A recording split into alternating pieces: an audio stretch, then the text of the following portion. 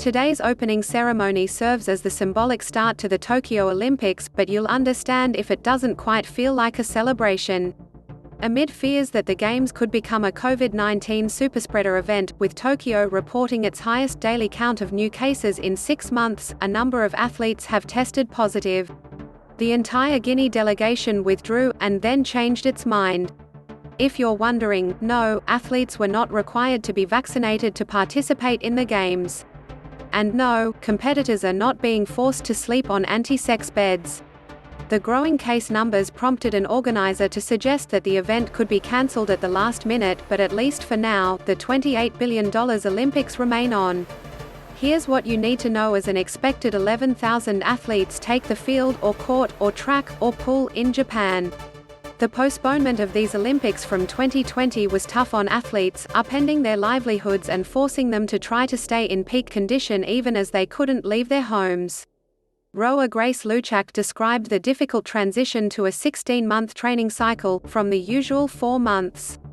Still, things could have been worse. Mere months ago, the Games seemed very likely to be cancelled, threatening the push to close the gender gap in new Olympic sports like skateboarding and surfing. And the U.S. Olympic and Paralympic Committee handled the challenge better than many of its counterparts overseas while leading a charge for gender equity. NBCUniversal is televising the Olympics for the 16th time, with plans for an unprecedented 7,000 hours of coverage across 2 broadcast networks, 6 cable networks and a number of digital platforms, including Twitter. Telemundo Deportes and Universo will air more than 300 hours of coverage, the most Spanish-language Olympic coverage in U.S. history.